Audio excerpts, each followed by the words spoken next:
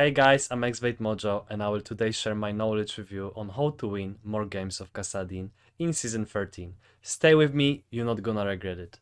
Let's start with the most important thing, what skin should I play Mojo? Well, the answer is obvious as you see on the screen, so we can move forward. You probably wonder how this video can help you. Well, definitely you're gonna become great in making runes, in itemization. You will become so much better on the laning phase. You will know how to think on the lane. You will have an amazing thought process as a Kassadin player. You will be efficient. You will know how to roam. You will know how to side lane. I will teach you my methods on how to win as Kassadin. So let's go. Okay, you might wonder who am I to help you, to teach you. I'm Mojo, I'm coaching in League of Legends. On the left side and on the right side you see my match history and the profile. On the center you see a few of my students being happy with the coachings. That's it, enjoy the video.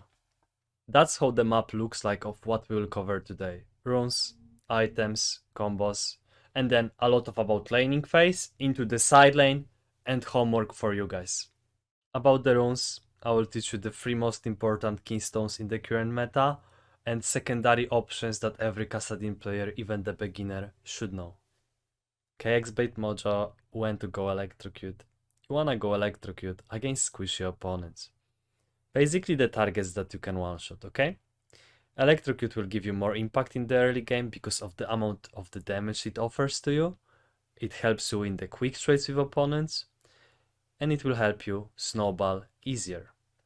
So in short words, Electrocute against squishies will help you snowball, will provide the damage. Really good. When to go Conqueror? Against tanky and bulky champions. Example can be Gallium mid lane, Swain mid lane, Sylas mid lane, Sejuani jungle, top lane, or basically full team comp connected into like a tanky ball. Why Conqueror? It allows you to trade in a prolonged trades, which provides you actually potential to deal with those tanks. Because if you have Electrocute, you just proc it once and then you don't have Keystone. Like Electrocute doesn't help me kill the tanks, right? So Conqueror is gonna be used to abuse the prolonged fights against opponents. And there is one more thing that we need to mention. You like to go Conqueror against double physical damage mid jungle, or double physical damage, AP damage, sorry, mid and jungle. So for example, if this is action mid, right, and a Kindred jungle, well, then we're gonna abuse itemization. We can abuse the Frozen Heart Rush. Yes, you have 0 AP, but what Conqueror does, it gives you AP. So basically, you're not gonna be only unkillable and abuse the opponents that are, let's say, full AD team comp, but at the same time, you will be able to deal damage. So this is like an abusive tactic that I recommend to use if you're more experienced. Getting Conqueror as well against double AP or double AD team, or even full AD double AP team. With AP you can rush rather Abyssal, you can rather rush Mercury Boots, for AD rather Frozen Heart, or rather Steel Caps, the Ninja Tabais, the boots, you know, with the armor. So that's how it's gonna be. Fleet Footwork against heavy poke lanes. Not my preferred choice, but it have to be mentioned. So if you play against Syndra, or let's say Seraph, Azir, if they are good, that's important to point out, if they are good, they will make your lane difficult in the early game. That's not when you wanna go Dark Seal. No, you just gonna get Fleet Footwork connected with the second wind for even more regeneration, where you will be able to dodge their skill shot spells easier, like against Seraph, against, let's say, Victor, Ziggs. And the movement speed will be used not only to be defensive, but as well offensive. Fleet Footwork as well gives you the healing. The healing from the minions is like really small, but when you proc your Fleet Footwork on the opponent, it actually heals quite a good number, you know. So that's why Fleet Footwork is as well offensive and defensive at the same time. But the problem with it is, if you fall behind with the Fleet Footwork, then you are doomed, because it doesn't offer like a damage like a Conqueror or Electrocute would. Okay, so our secondary choices, they are few most important that I need you to be aware, and they are way more. You can basically play anything, but it's a beginner video. We point out the most important. So precision, right? They are two most important choices. Presence of mind and tenacity. Presence of mind, if you poke opponent, gives you a little bit of mana regeneration, increases it. And if you get a takedown on opponent or assist, it gives your mana back, which basically combines amazing with a Kassadin Riftwalks. You need to have mana for Riftwalks to do a pentakill, for example, right? So basically, Presence of Mind is gonna be used for your mana sustain. And Tenacity, well, Kassadin jumps in a lot. He needs to commit. He cannot afford to get CC'd. He cannot get crown control for too long. So in the precision, Presence of Mind and Tenacity are the most important. Tenacity is decreasing the amount of the time crown control will be on you, the duration of it. Okay? So this is like, for example, Electrocute plus precision, right? Example. Or Conqueror is from the precision. So then in the precision you have Presence of Mind and the Tenacity, but I suppose you know. Ultimate Hunter, if you play Domination, then please always take Ultimate Hunter in the current meta. Ultimate Hunter gives you faster ability haste on the ultimate. Basically, you can ult sooner. Well, bro, but it's still a few milliseconds. Well, then play five games without it, and they play 5 games with it, and you will feel it's actually difference, bro. Especially when Rod of Ages doesn't give you, when Rod of Ages barely gives you any ability haste right now. And this is most important, Resolve. Resolve is the most comfortable setup for the people who learn Kassadin on the laning phase. Second Wind is like a mini Doran shield. You get Second Wind against heavy poke lanes. It will increase your regeneration whenever they poke you. Bone Plating, you take Bone Plating when there is like a Irelia, Renekton, champions that commit on you. They like go for you. Because it's gonna reduce the damage from their auto attacks, from their incoming auto attacks or free spells. So free spells or auto attacks combined together, it's gonna reduce the damage. So against heavy burst, champions that like jump on you. Bone Plating, heavy poke, Second Wind. And thanks to that, you already know that's all you need to know about secondary choices at your beginning of the journey. Okay guys, when to go what? Roa is back. Let's start with Rod of Ages. Before we mentioned the changes, okay? Or actually, Rod of Ages got buffed 100 HP up and the passive got changed a bit. Should I play it every game? Well, look, thought process is simple. If you wanna impact early game, if you got insanely good snowball before finishing your item, then you can consider anything else than Rod of Ages, because you will be able to implement more pressure in the game early before Rod of Ages will give you the benefits that are gonna be equal of the amount of the pressure other mythics can give you. Okay?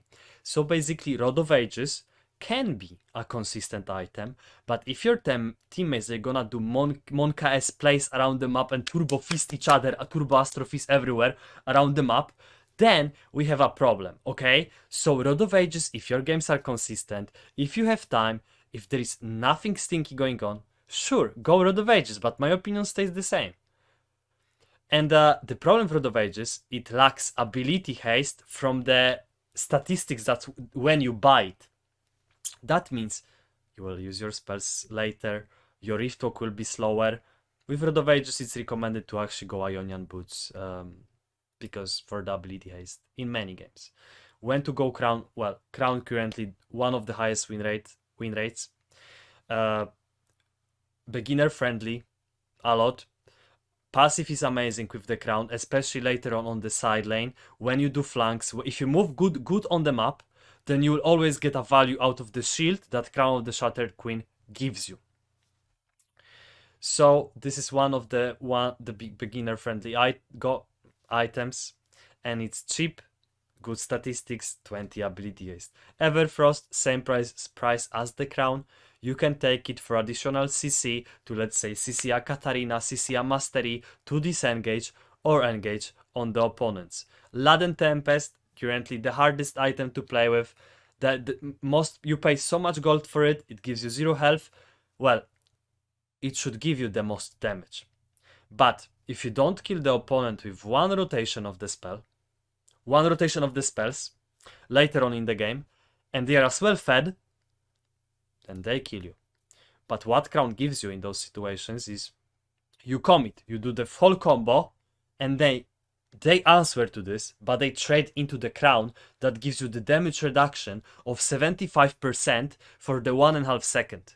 And that's actually when the Crown is better, and that's actually when the Crown win rate shows itself, right? So basically, in short words, today is 10th of the January, Crown versus Rod of Ages, currently Everfrost situational, that's how X-Bait Mojo sees it, that's it. Many of you are waiting for this part. New Seraphs. Okay, Seraphs got changed. It got changed to the something that we used to play in the old seasons. Basically, the more mana you have, the more AP Seraph is gonna give you. So now it's gonna scale with you getting more mana. It's gonna benefit you with a AP. Okay, so that's the new thing. Again, come back, and if you press the active of the item, it's gonna give you shield, and shield is gonna be the bigger, the more mana you have. Okay, so I don't know if it's current mana or like in general mana. Back in the days it was current mana. So basically, it's gonna be finally good item that will give so much AP connected with Rabadon and the later items in the game. Definitely, we're not gonna do tier skip anymore. Like, I don't think so we're gonna skip tier ever when they gave us so much, and this shield was amazing. You will see half HP bar shield soon in the games. So Seraph's second item or third, depending on the game, most likely we'll try to get it second unless something situational would happen. Zhonya. Okay, Zhonya is the most consistent third item. What do I mean? Well, because the build path looks. For example, Rod of Ages, Seraph, so Archangel, right? That's what I mean. Seraph is Archangels. Into Zhonyas. That's like the most, I don't know if I would call it consistent, like a stable setup, okay? Zhonya against like a Zed, Zhonya against Kartus. When you go into the squishy opponents, they can deal so much damage. You do the combo, press Zhonya, wait for the next spell rotation, continue or disengage. Third, Rabadon can be as well third item. Rabadon, well, depends. If the game is easy, you're gonna go Rabadon third. If the game is quite even, then usually from the third item of Kassadin, fourth, fifth item are situational. Like, you need to know, do those opponents have a magic resist? If no, well, you can go Rabadon. If opponents are stacking magic resist, they are tanky, you will get Void Staff. Void Staff for the flat percentage magic penetration, which basically takes the amount of the magic resist from the opponents, which gives you more damage, right? So basically, this is quite short here. Seraphs always, Zhonya most of the time in your games. Fourth, fifth item, situational, you're gonna swap in between. That's it. Frozen Heart against heavy AD team comps. Abyssal Mask Rush with Conqueror. Frozen Heart actually with Conqueror as well. With Electrocute I would actually avoid, yeah? Let's go with the combos right now. Okay. Combos that you must know. It's only one combo that I need you to know when you start.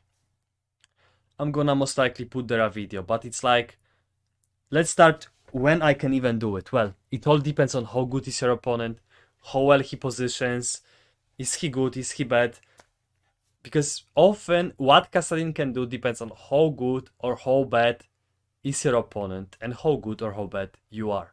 But the thing is, you start with the E, they get the slow, you walk into the range, you do auto attack W to cancel the animation of your auto attack, and then you walk back throwing Q.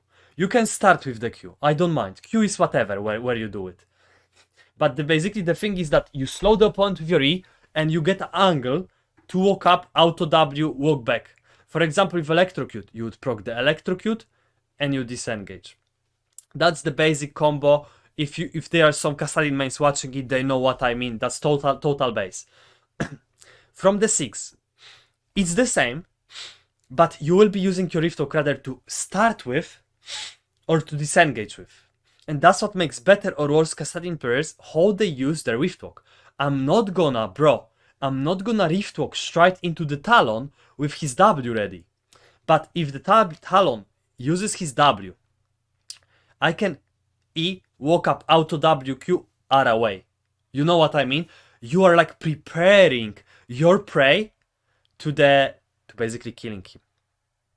So it's like when you rift walk, you need to make sure you're not gonna die, you're not gonna int, or you can one shot the opponent. You will see the video here. You need to see the video that I'm gonna show on the screen. Must know. This is about the gameplay. Stay efficient but rational. What do I mean? Kassadin player needs to be efficient, but at the same, he cannot walk up casually to the ranged minion that costs 14 gold and lose half of the HP. Yes, you wanna be efficient. Yes, you want to get your XP. You want to get your gold, but you need to balance it out. You're a Kassadin, a walking minion before the level 6, okay? So try to balance all of that. You cannot get everything. If you will try to get everything, you will need to recall before level 3. Or, yeah, like before level 3 or level 4. Don't force, what do I mean? The worst you can do early game as Kassadin is to force.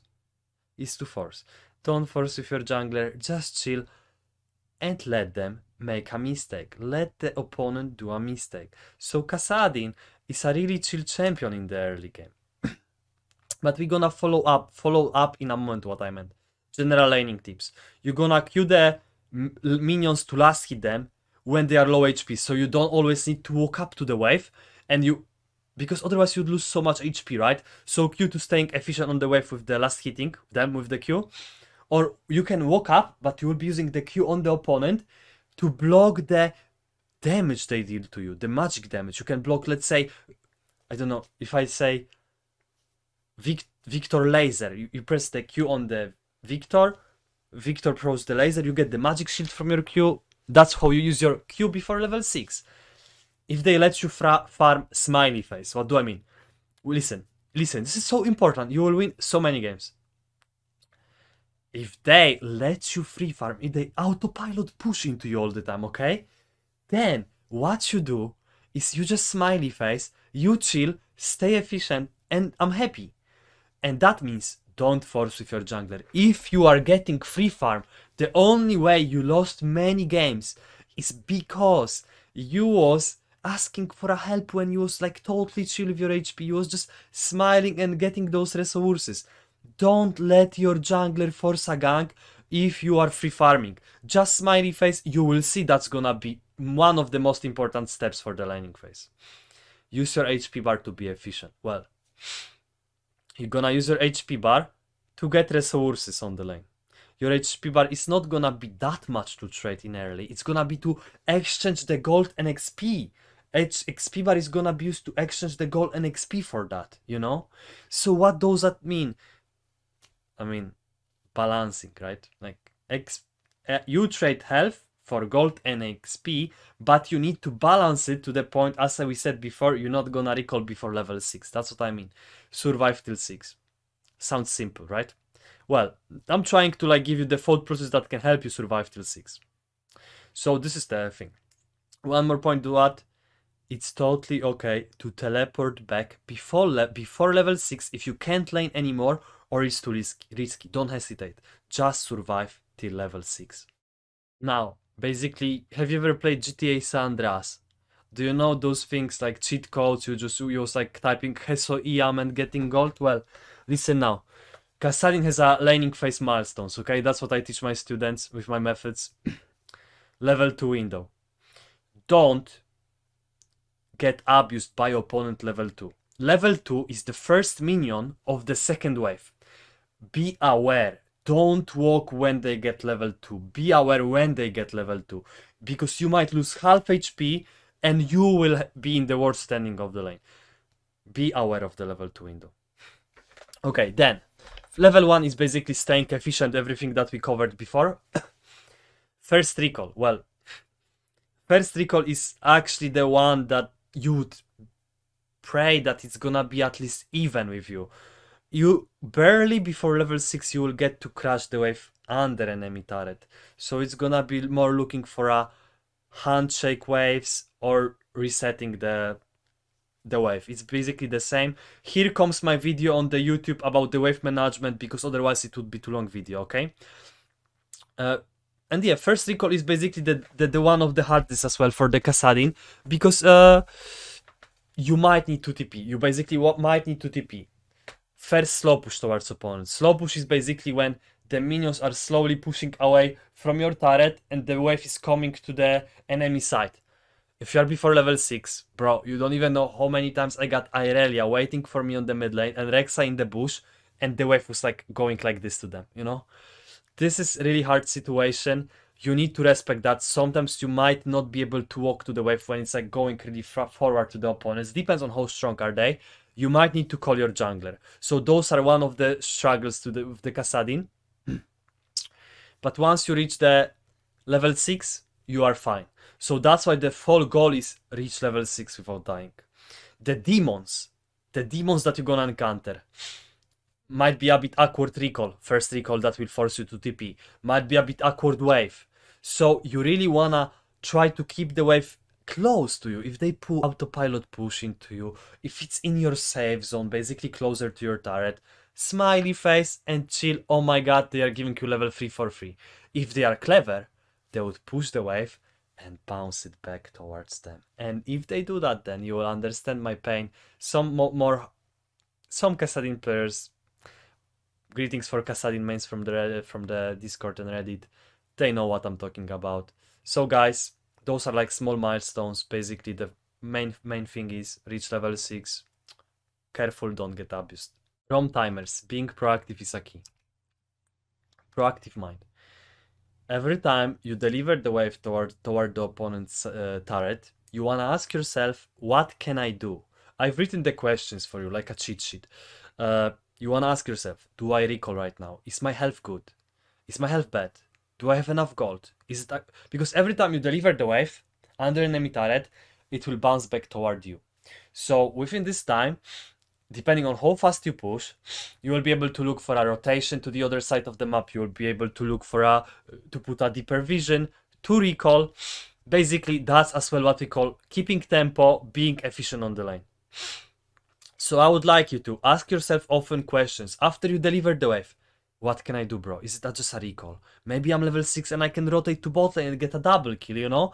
A lot of questioning. Being proactive will win you so many games, but you don't want to force rotations. How I call it is, don't be too ambitious, but be rational here. So we want to work at some point on the lane at your proactivity.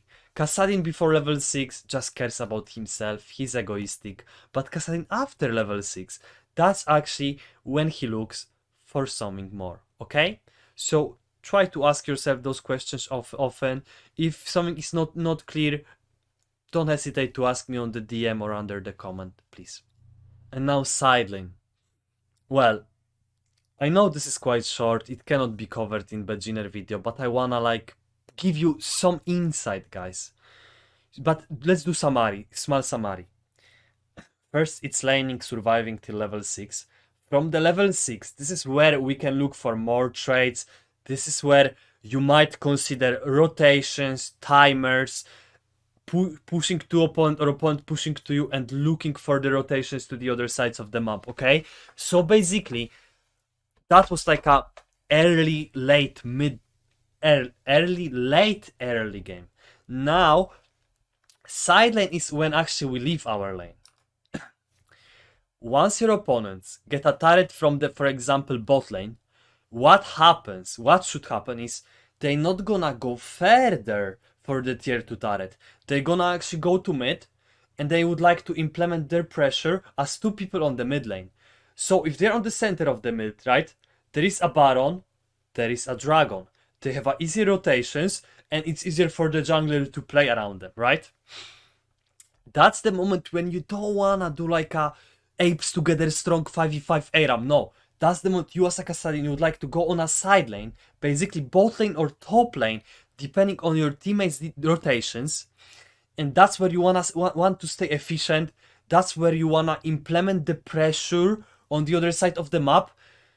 And you will have TP to always TP to your teammates if they need you. So if, let's say, someone with Ignite goes on bot lane against this Kassadin, and Kassadin sees the chance on the mid, he will be able to TP and do some good stuff for their teammates. So implementing, transitioning into the side lane as a Kassadin is one of the really important moments of the game.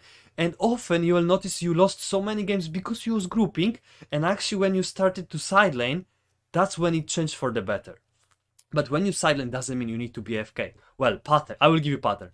You push, you check minimap, you see what's going on. You decide, do I rotate after the push to my teammates, or do I push further on, let's say, bot lane? So it's always all about being proactive, deciding all the time, okay? That's how it is on the side lane. Pattern is TP, and you are using your tools. Your tools are minimap, scoreboard, map awareness. That's it. Side lane. Homework. I will have homework for you guys. Goalies. Improving consistency on the lane. Homework, don't die before level 6. Everything we covered, I want to make sure that you guys will become more consistent on the laning phase. At this point, if you become consistent on the laning phase, you will win so much more games. If you don't die before level 6, your win rate will go way higher. After you read everything, try to implement it slowly into your game. Get back to this video in 4 days from now and let me know if anything changed. Guys, that's gonna be it. If you loved what I did for you, feel free to subscribe to my channel.